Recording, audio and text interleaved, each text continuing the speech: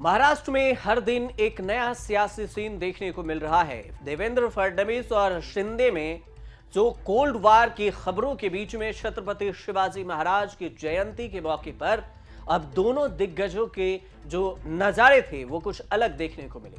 दोनों दिग्गज साथ साथ नजर आए, वो भी काफी समय बाद। साथ में अजीत पवार भी मौजूद थे, लेकिन इस बीच एकनाथ शिंदे का एक बयान बड़ा ही सोशल मीडिया पर वायरल हो रहा है, जिसमें वो ये कह रहे हैं कि हल्के में मत लेना वरना तांगा पलट सकता है। अब ये जो शब्द हैं इसी को लेकर काफी चर्चा होने लगी। मी कधी कधी म्हणतो या एकनाथ शिंदेला हलक्यात घेऊ नका। तुम्ही हलक्यात घेतलं, तुमचा टांगा पलटी करून टाकला। या दाढीने तुमची गाडी काय खड्ड्यात घातली गाडी कधी तेव्हा। लेकिन अब शिंदे का कहना है कि उनके बयान को गलत तरीके से पेश किया जा रहा है। शिंदे ने जो पहले कहा वो आपने सुना और उसके बाद उन्होंने सफाई भी दी। उन्होंने कहा कि हमारे सहयोगियों के बीच में कोई कोल्ड वार नहीं है, हम लोगों की भलाई के लिए मिलकर काम करते हैं और हमारा युद्ध विकास का विरोध करने वालों के खिलाफ है। मतलब साफ कह रहे हैं कि हम साथ साथ हैं। जो पहले बयान दिया उसका गलत मतलब निकाला जा रहा है। वी आर ठंडा ठंडा कूल कूल, हम राज्य की प्रगति के लिए एकजुट हैं, ऐसा एकनाथ शिंदे ने बयान दिया। तो आगे की बात यह है कि पिछले कई दिनों से कहा जा रहा था कि देवेंद्र फडणवीस और एकनाथ शिंदे साथ नहीं दिख रहे हैं, मतलब दोनों के बीच में कुछ ना कुछ तो अनबन है, नाराजगी है। शिवाजी महाराज की जयंती के मौके पर जब दोनों साथ दिखे तो फिर अंदर खाने में क्या चल रही है इस बात की बेकयासबाजी होने लगी। लेकिन अंदर क्या कुछ खिचड़ी पकड़ा है ये भी अभी नहीं कहा जा सकता। ये दोनों नेता साफ तौर पर बाहर जाहिर नहीं कर रहे हैं कि अंदर खाने में खिचड़ी क्या कुछ पक रही है। इस बीच में इंडियन एक्सप्रेस की एक खबर है और इस खबर के मुताबिक शिंदे ने अपने कार्यकर्ताओं से बीएमपी जो इलेक्शन है उसके लिए तैयार रहने के लिए कहा है। इसका मतलब यह है कि वो अलग से बीएससी जो चुनाव है उसमें उतर सकते हैं।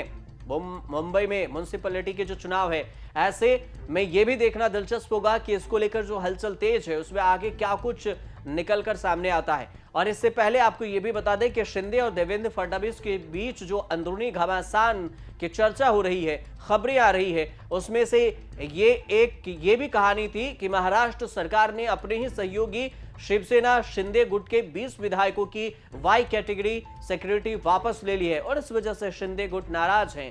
इसे एकनाथ शिंदे के लिए एक बड़ा झटका भी माना जा रहा है और उद्धव के नेतृत्व वाली जो शिवसेना है उसमें उसके दल में भी खलबली के बाद ज्यादातर विधायकों को यह सुरक्षा दी गई थी दल बदल के बाद भी, लेकिन अब शिंदे गुट के ही विधायकों की सुरक्षा वापस ले ली गई है और इसके साथ ही कई बीजेपी विधायकों और अजीत पवार के खेमे के विधायकों की सुरक्षा भी कम कर दी गई है। इस हिसाब से देखा जाए तो यह भी कहा जा रहा है कि शिंदे से ऐसा तो नहीं है कि ज्यादातर सरकार जो देवेंद्र फडणवीस सरकार है वो नाराज है। इस कदम को सीएम देवेंद्र फडणवीस द्वारा अपनी सत्ता कायम रखने के लिए एक रणनीति चाल के रूप में भी देखा जा सकता है, लेकिन इससे शिवसेना शिंदे गुट की नाराजगी भी बढ़ सकती है। मंत्रालय भवन की अगर देखें तो 7वीं मंजिल और सत्ता संघर्ष का प्रतीक भी बन गई है, जिसमें देवेंद्र फडणवीस का वार रूम प्रमुख परियोजनाओं और अहम बैठकों की निगरानी कर रही है। जो भी कुछ फाइलें होती है वो एकनाथ शिंदे के पास जाने से पहले सीएम के पास से ही गुजरती है। दूसरी तरफ देखें तो एकनाथ शिंदे ने महाराष्ट्र में प्रमुख परियोजनाओं की समीक्षा के लिए एक अलग से समन्वय समिति कक्ष भी स्थापित किया है ताकि वो फाइल सीधे लोगों से मिल सकें और इससे जानकारी ले सकें। इस घटनाक्रम से ठीक पहले एकनाथ शिंदे ने एक ऐसा फैसला ले लिया जिससे सीएम देवेंद्र फडणवीस और शिंदे अंदरूनी खींचतान इन दोनों के बीच में बढ़ गई और ये जाहिर तौर पर बाहर देखने को भी मिला।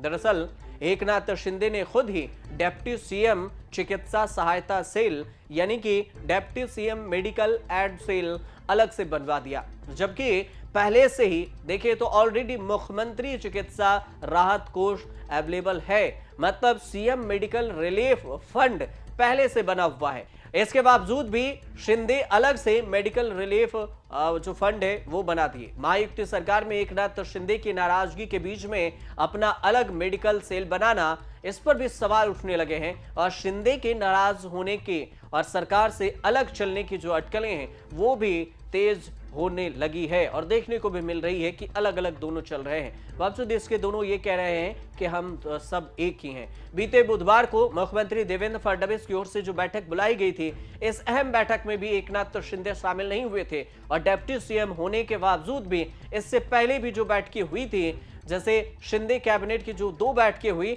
उसमें शामिल शिंदे नहीं हुए और एक कैबिनेट की बैठक में भी शिंदे शामिल नहीं हुए।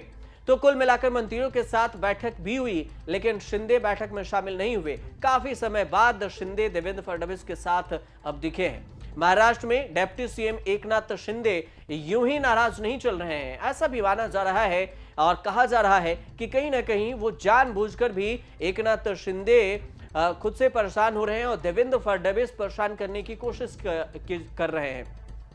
शिंदे के जो कार्यकाल है उसमें शुरू से ही जो मुख्यमंत्री तीर्थ यात्रा योजना है, इसे बुजुर्गों के लिए मुफ्त तीर्थ की जो सुविधा थी तीर्थ यात्रा की, उसे भी बंद कर दी गई है जो शिंदे ने इसे चलाया था। फिलहाल इसे रोक दी गई। कहा गया कि फंड की कमी है। आनंद दाचा सिद्धा योजना जो त्योहारों के समय सस्ती दरों पर राशन किट दिया करती थी, ये सारे गरीबों को दिया जाता था, इसे भी बंद कर दिया गया है देवेंद्र सरकार में। तो फिर ऐसे में देखें तो कई सारी चीजें हैं। अब खबरें ये भी आ रही है कि लाडली बहन योजना को लेकर भी फंड में कमी दिख रही है।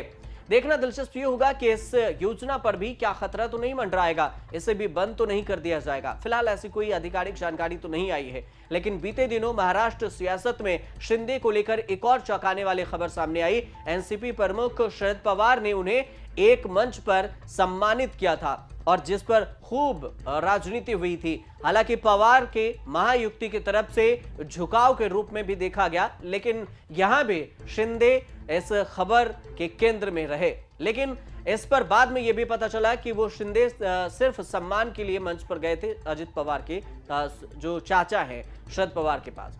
अब महाराष्ट्र में जब से फडणवीस सीएम बने हैं तब से शिंदे को लेकर कुछ ना कुछ खबरें आती रहती है। कभी कहा जाता है कि वो गांव चले गए तो कभी कहते हैं कि वो मीटिंग में नहीं आए। अब आगे क्या कुछ खिचड़ी पक रही है ये आने वाले वक्त में ही पता चलेगा।